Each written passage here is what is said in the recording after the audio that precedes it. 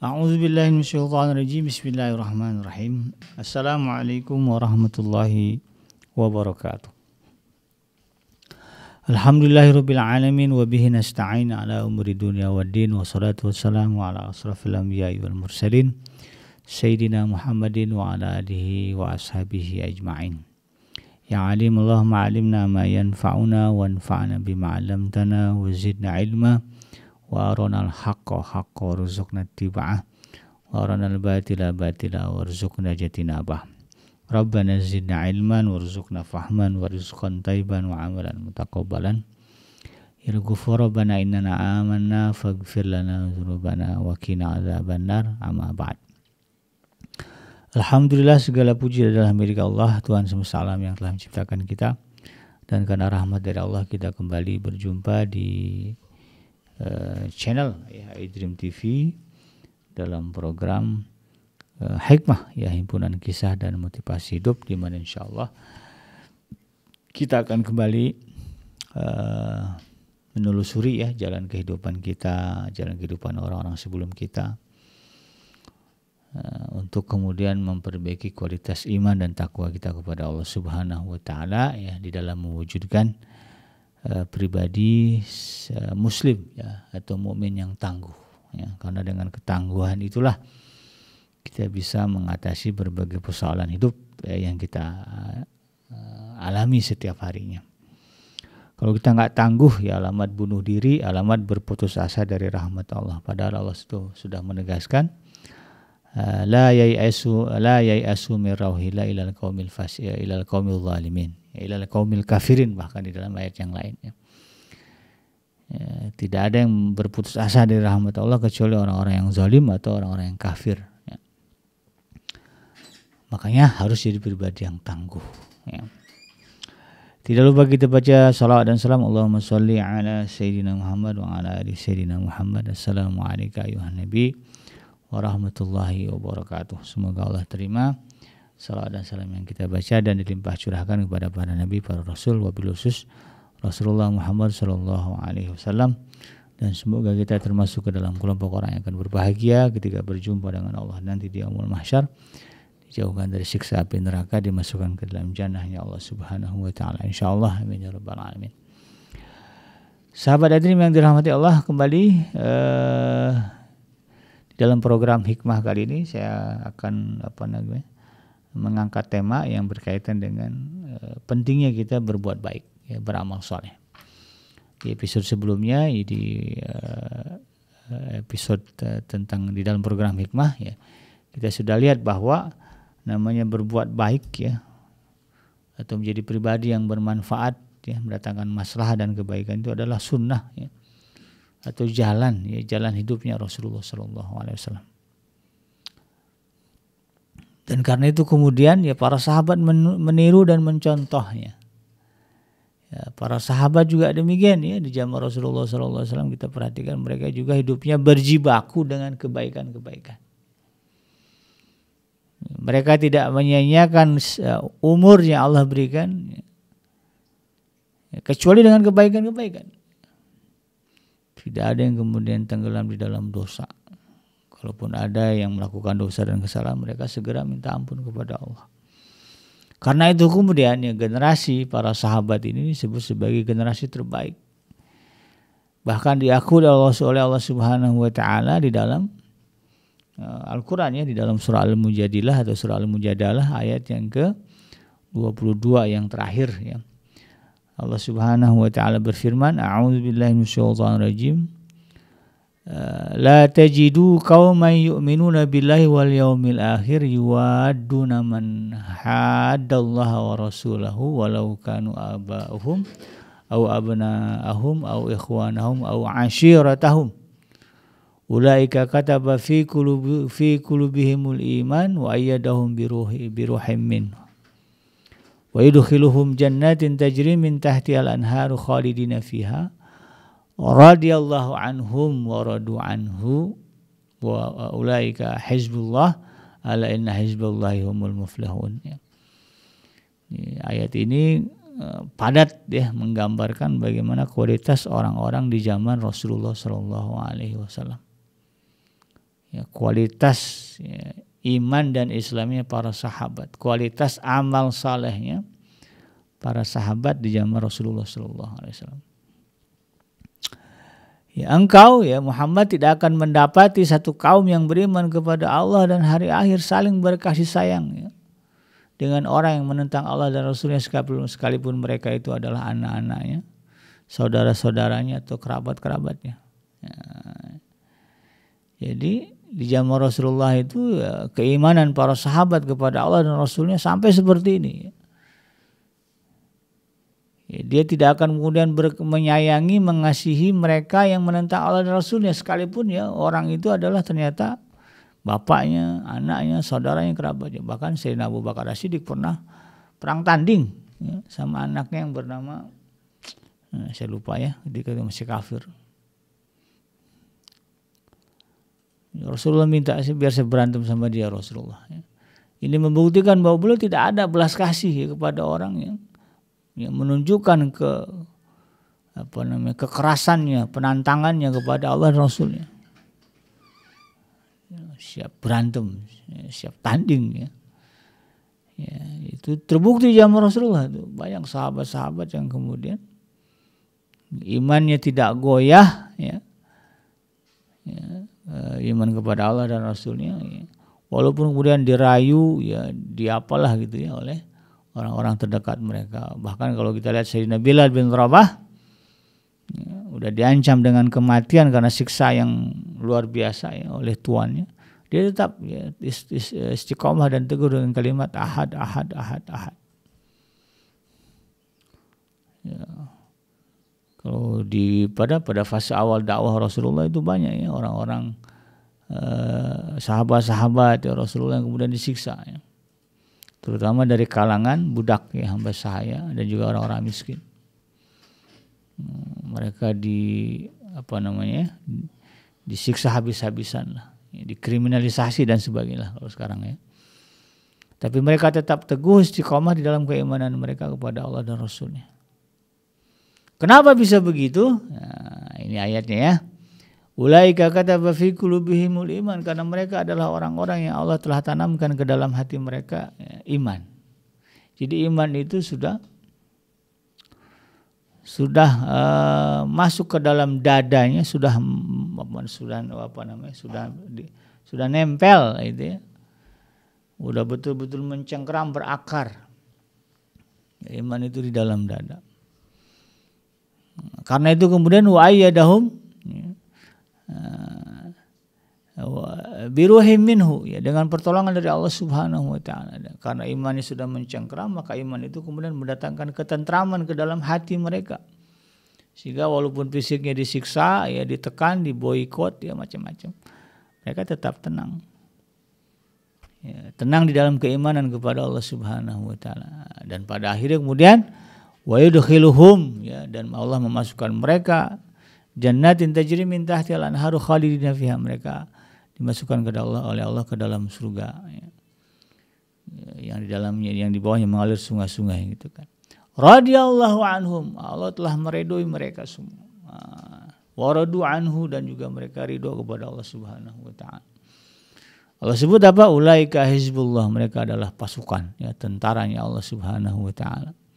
Ala inna hizballah ya, ingat ketahuilah sungguhnya tentara Allah, pasukan Allah ya, adalah orang-orang yang akan menang ya. Ala inna hizballahi humul muflihun ya, orang-orang tentara Allah itu, pasukan Allah itu adalah pasukan yang akan menang. Itu yang dibuktikan oleh para sahabat Rasulullah SAW. Hidup mereka adalah ya, sebagaimana di dalam doa iftitah kita, inna salati wa nusuki wa mahyaya wa mamati lillahi rabbil alamin. Hidupku, matiku, salatku, ibadahku adalah semata-mata ya, karena Allah, Tuhan semesta alam. Itulah prinsip hidup mereka. Oleh karena itu kemudian ya, banyak sekali kisah-kisah ya tentang bagaimana ya jalan kebaikan yang ditempuh oleh para sahabat Rasulullah SAW. Mereka adalah generasi yang Rasulullah sebut sebagai khairul qarn ya, sebagai generasi terbaik, generasi yang mendapatkan keridhaan langsung dari Allah Subhanahu wa taala. Misalnya ya, diceritakan dalam sejarah bahwa dahulu ya Utsman bin Talhah Al-Abdari radhiyallahu anhu adalah seorang musyrik yang kemudian masuk Islam. Dan setelah keislamannya itu dia mengerahkan kebaikannya ke puncak kemuliaan dan keberanian. Ada sahabat yang sampai kemudian rela ya menafkahkan atau menyedekahkan kebun terbaiknya ya. Gara-gara ada ayat di dalam Al-Quran ya. Dan itu banyak cerita di kalangan para sahabat. Sebagai contoh Ibnu Ishaq menceritakan ya, sahabat Rasulullah dari kalangan muhajirin yang sampai pertama kali di Madinah adalah Abu Salamah bin Abdul Asad ya. Namun istrinya yang bernama Ummu Salamah ya, atau Hindun binti Abu Umayyah bin Al-Mughirah masih tertahan di Mekah selama setahun. Ini nanti Ummu Salamah ini kemudian menjadi Ummul Mukminin ya, setelah wafatnya Abu Salamah. Nah, setelah ditahan selama setahun, Bani Al-Mughirah akhirnya mengizinkan Ummu Salamah untuk menyusul suaminya. Maka ia pergi sendirian untuk berhijrah. Wanita, bayangkan ya, seorang wanita ya, pergi ya, dari Mekah ke Madinah ya, untuk mencari keridhaan Allah dan Rasulnya. Ya, hinggalah sampai ke Tan'im ya, ia bertemu dengan Utsman bin Talhah, saudara Bani Abduddar ya, yang saat itu masih dalam kondisi musyrik. Utsman bin Talhah kemudian mengantarnya hingga sampai di desa Bani Amr bin Auf ya, di Kuba. Kemudian Utsman mengatakan kepada Ummu Salamah, suamimu ada di desa ini. Kemudian dia segera kembali ke Mekah. Ummu Salamah berkata, aku tidak melihat sahabat yang lebih mulia dari Utsman bin Talhah. Apabila singgah di satu tempat, dia mempersilahkanku berhenti kemudian menjauh dariku. Apabila aku telah turun, maka dia membawa untaku dan menurunkannya lalu mengikatnya di pohon. Lalu dia sendiri menuju satu pohon dan berbaring di bawahnya. Apabila waktu istirahat hampir habis, dia bangun menuju untaku, kemudian mengantarkannya kepadaku dan memasangkan pelananya. Setelah itu dia menjauh dariku seraya mengatakan, naiklah. Apabila aku telah naik dan berada di atas untaku, dia kembali mendekat, kemudian memegang tali kekang dan menuntun untaku kembali. Begitulah seterusnya ya, yang dilakukannya hingga mengantarkanku sampai ke kota Madinah. Hatinya full dengan kebaikan. Tidak ada sedikit celah ya, keburukan, kejahatan di dalam dada seorang mukmin ya pada zaman Rasulullah SAW. Contohnya ini Sayyidina Utsman bin Talhah ya. Padahal ketika itu masih musyrik, tapi jiwa baiknya begitu kentara ya. Makanya kemudian ketika dia masuk Islam, derajatnya langsung ya, Utsman bin Talhah itu mengejar ya, orang mukmin yang sudah lebih dulu gitu kan. Ini disaksikan langsung bagaimana ya kebaikan yang begitu luar biasa dari sosok Sayyidina Utsman bin Talhah ini oleh Sayyidah Ummu Salamah ya, yang merupakan ummul mukminin. Dia perempuan, Abu Utsman bin Talhah laki-laki ya, dan dia berada dalam kekuasaan penuh ya gitu kan. Kalau dia mau ngapa-ngapain gampang lah gitu ya. Tapi dia menjaga kemuliaan Sayyidah Ummu Salamah. Kemudian Sayyidah Ummu Salamah mengatakan ya, dia orang paling mulia gitu kan. Aku tidak melihat sahabat yang lebih mulia dari Utsman bin Talhah. Jadi jaga kehormatan perempuan ya, di tengah kesunyian. Kadang-kadang kita ini bisa menjaga mata ya, hasrat syahwat kita di tengah keramaian gitu kan, ghadul basar gitu kan. Tapi kadang-kadang kita tidak mampu ya, ketika berada di dalam kesunyian. Kalau sahabat mau sunyi mau ramai ya, konsisten imannya, teguh imannya. Nah, inilah yang Allah katakan tadi, gambaran ulaika kataballahu ulaika kataba fi qulubihimul iman. Mereka adalah orang-orang yang Allah telah tetapkan ya, di dalam dada mereka keimanan. Tidak bisa goyah dengan apapun.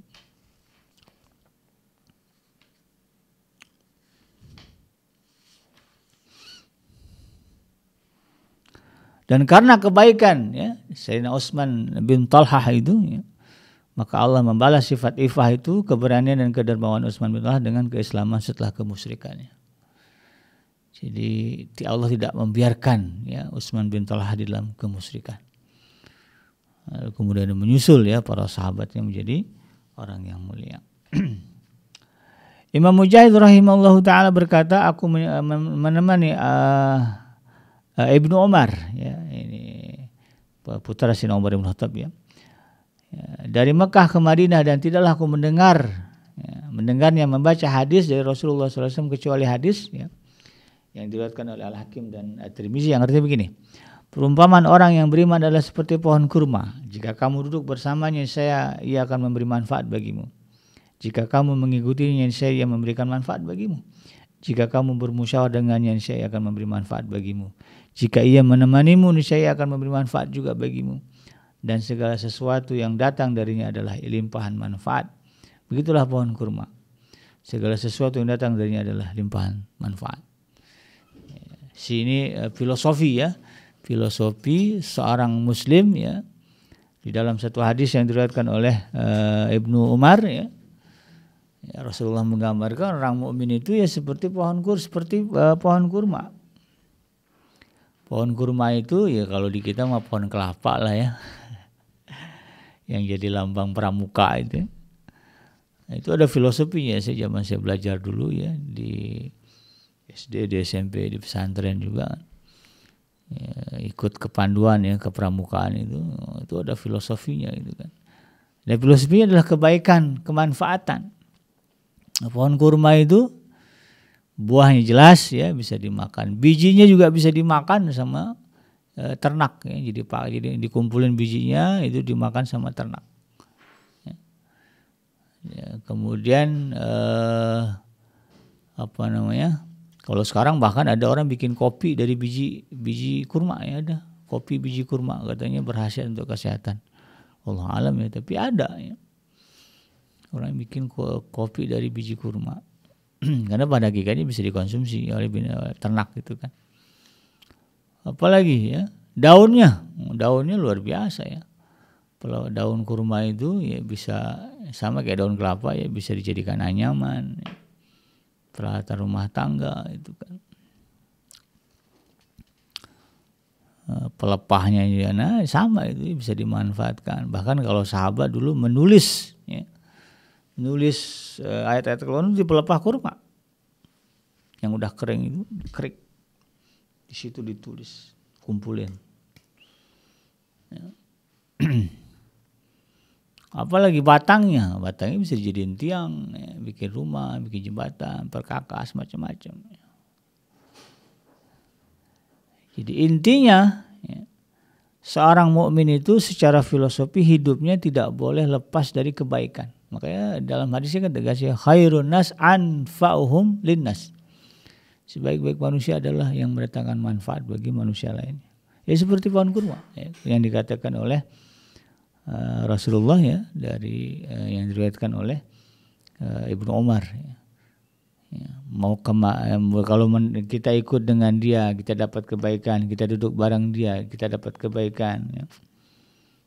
Apalagi ngobrol dapat kebaikan, musyawarah dapat kebaikan. Jadi orang beriman itu ya akan menghadapkan wajah kebaikan kepada siapapun.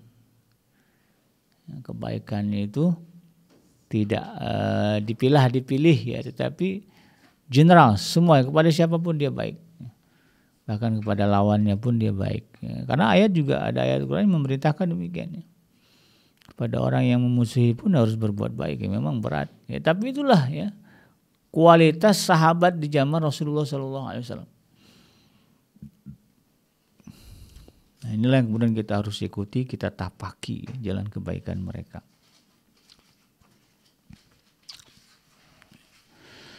Pohon kurma itu ya, kalau lagi panas, nah itu enak banget ngadem di situ. Rasulullah itu sering ya kalau selesai sholat asar atau sholat zuhur, sholat asar sih dalam riwayat, kalau selesai sholat itu beliau kan bersandar di bawah pohon kurma, rebahan, duduk, rileks gitu. Ya. Nah, kalau kita perhatikan juga kisah Sayyidah Maryam. Ya. Ibunda dari Nabi Allah Isa alaihissalam juga sama ya, ketika melahirkan bersandar di bawah pohon kurma.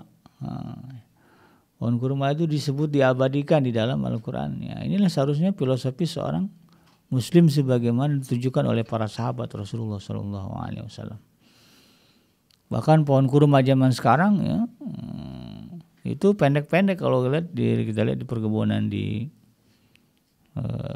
Saudi atau negara Arab gitu. Pohon kurma itu tandanya ya rendah-rendah aja sehingga mudah orang kemudian mengambil. Ya, kita juga begitu konsepnya ya, sebisa mungkin ya dengan mudah orang mengambil kebaikan dari kita. Ya, nggak susah ditemuin. Nah, itu apalagi yang dosen ya, kadang ada dosen-dosen pembimbing ya ditemui mahasiswa susah gitu. Ditelepon nggak dijawab. Nah, ini belum mendalami ya, belum menapaki bagaimana kebaikan sahabat-sahabat Rasulullah. Guru juga sama ya, kalau muridnya ingin curhat, ingin mengeluh harusnya mempermudah. Ya, jadi prinsipnya kalau bisa dipermudah ngapain dipersusah gitu loh, jangan dibalik ya. Kadang-kadang fenomenanya dibalik di kita ini. Kalau bisa dipersusah ngapain dipermudah gitu. Nah, ini jauh dari jalan sahabat Rasulullah SAW. Ya, kalau kita ingin jadi orang yang disebut sebagai orang yang mulia, sebagaimana Rasulullah katakan ya khairun nas anfa'uhum linnas, maka jadilah orang yang memudahkan orang lain mendapatkan kebaikan dari diri kita. Yang enggak diminta pun dikasih ya, jambu ya. Pohon jambu depan rumah lebat, kita enggak sempat manen, ditulis di depan. Jika silakan ambil jika perlu gitu kan. Jadi orang nggak sungkan gitu kan mengutin jambu yang jatuh atau disediain malah ya bambu untuk ngambilnya. Silakan ambil seperlunya, ditulis tuh ya. Ada juga daripada jatuh-jatuh kan gitu. Karena saya lihat itu pohon-pohon jambu itu kan di rumah-rumah orang. Ya. Nah, dia nggak manen, orang minta juga nggak sungkan, nggak berani gitu kan. Kadang-kadang orang minta juga nggak dikasih. Buatlah tulisan di depan. Ya, itu selalu jadi masalah itu. Silakan ambil buah jambu seperlunya. Bahkan ada yang sudah dikantong-kantongin ditaruh di depan. Nah, ini luar biasa. Ya, itu memudahkan orang mendapatkan kebaikan. Bahkan ada orang yang saya lihat sedekah air ya, air minum itu ditaruh galon di depan rumahnya itu kan, plus dengan gelasnya. Jadi kalau ada pemulung orang lewat haus itu kan nggak punya uang beli air, dia bisa minum. Ini juga luar biasa ya, suatu kebaikan ya bagi seorang muslim. Nah, ada juga ya riwayat yang menyebutkan bahwa orang-orang mukmin itu perumpamannya ya bagaimana kemaslahatan dan kebaikan ya seorang muslim bahkan di zaman para sahabat ya. Mentality mereka, kualitas hidup mereka ya kalau di pohon tadi seperti pohon kurma ya. Kalau pada hewan seperti lebah. Nah, ya, lebah itu ya dari segi kerajinannya luar biasa rajinnya ya. Tidak mengenal lelah ya di dalam bekerja ya. Dari segi kebersihannya bersih, lihat tuh sarang lebah ya. Berarti kan deh ya, kalau di rumah ada lebah gitu ya, lebah madu terutama ya, bukan tawon ya, lebah madu lah itu ya. Bersih sarangnya itu ya. Ya, kemudian kita tidak akan bisa lihat bagaimana di dalam sarang itu berantakan, nggak ada, sarangnya rapi. Bahkan kalau kita perhatikan itu bentuk sarang itu heksagonal, tertib, teratur, dan nggak ada yang nganggur lebah, semuanya aktif bekerja.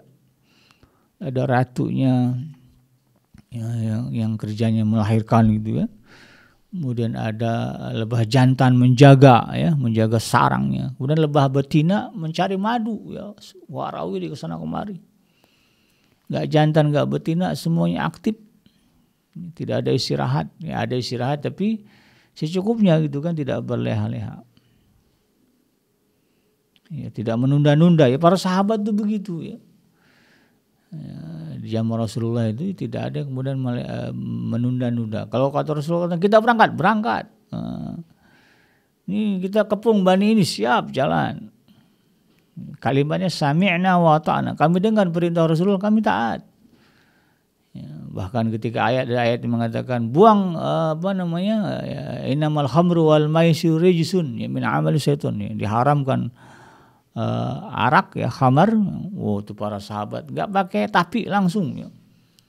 Arak-arak yang mereka miliki, anggur-anggur terbaik yang sudah dipendam ya, ada yang sudah puluhan tahun, ada yang sudah 100 tahun itu dibuang di jalanan kota Madinah. Ya, ada riwayat yang menyebutkan ketika ayat yang mengharamkan khamar itu turun, jalanan di kota-kota Madinah itu dibanjiri oleh anggur ya, dengan kualitas terbaik karena ditumpahkan oleh para sahabat, dibuang, menunjukkan bahwa mereka ya, membenci apa yang Allah haramkan.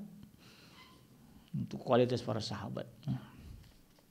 Ini harus kita tapaki. Kalau Allah katakan riba haram, ya. Jangan tapaki lagi jalan riba. Itu udah jelas haram, masih juga cari excuse gitu ya. Gimana ekonomi Islam mau maju gitu kan di Indonesia kalau kemudian banyak orang-orang Islam ya yang masih kemudian mencari excuse untuk menjalankan praktek riba ya dengan berbagai alasan. Ya, harus betul-betul beralih kita dari praktek riba ke praktek ekonomi syariah. Majukan bank-bank syariah, ya. Ya. Majukan keuangan produk-produk keuangan syariah. Ya. Ini kadang-kadang ada yang menganggap sama aja, hilah. Ya. Karena saya bingung juga ya orang yang bilang samanya. Nah, dari namanya beda ya, bank syariah dengan bank biasa kan, dari namanya ada beda, ada konsep syariahnya. Kekurangan ya ada, tapi bukan berarti kemudian sama. Ini yang harus kita perjuangkan. Ya, kita berjuang bagaimana kita membenci apa yang Allah haramkan. Ya ada orang-orang yang ketika sadar tahu ternyata ini adalah riba harus ditinggalkan, dia resign ya. Ada beberapa cerita ya, mantan pekerja perbankan ya, punya jabatan tinggi, gaji besar, begitu sadar riba haram ditinggalkan, jualan cilok. Jualan cilok aja ya. Ternyata setelah ditanya lebih bahagia, lebih happy, lebih berkah hidupnya ketika dulu dia jadi CEO misalnya, atau dia jadi manajer dia di bank-bank yang menjalankan praktek riba. Ada saya punya teman ya, dia bilang dulu waktu saya kerja di bank ya, anak sering sakit, tapi sekarang keluar dari bank konvensional ya, bank yang praktek riba ya, alhamdulillah ya, walaupun gaji nggak sebesar dulu gitu kan, tapi anak-anak sehat-sehat aja. Dulu sebentar-sebentar masuk rumah sakit gitu. Sekarang gitu ya, setelah keluar dari sana ya, cari kerjaan yang lebih baik, nggak pernah anak-anaknya sakit. Ya, sakit pun sakit biasa lah, nggak sering gitu ya. Nah, ini membuktikan bahwa memang ya, keridhaan Allah mendatangkan keberkahan. Itulah yang kemudian ditujukan oleh para sahabat Rasulullah SAW yang seharusnya menjadi teladan. Ya. Bagaimana mereka menapaki jalan Rasulullah SAW dalam kebaikan, maka kita ya, sebagai generasi setelahnya kita berjuang juga bagaimana menapaki jalan para sahabat Rasulullah SAW dalam kebaikan. Ya. Mereka dulu berhadapan dengan perintah dan Rasul dengan kalimat sami'na wa ta'na, maka kita juga kalau bisa ya harus bisa lah ya, untuk juga mengatakan prinsip yang sama. Sami'na wa ta'ana, kami dengar ya, perintah dan larangan dari Allah, maka kami akan taat ya, semaksimal semampu ya, yang kita bisa berjuang. Inilah jihad kita di jalan Allah Subhanahu wa taala. Yang benar datangnya dari Allah dan yang salah semata-mata lahir dari kealfaan dan kehilapan saya pribadi. Saya bikin pamit undur. Hasbiyallahu la ilaha illa huwa alaihi tawakkaltu wa huwa rabbul arsyil azim. Subhanaka Allahumma rabbana wa bihamdika asyhadu an la ilaha illa anta astaghfiruka wa atubu ilaik. Walhamdulillahi rabbil alamin. Wassalamualaikum warahmatullahi wabarakatuh.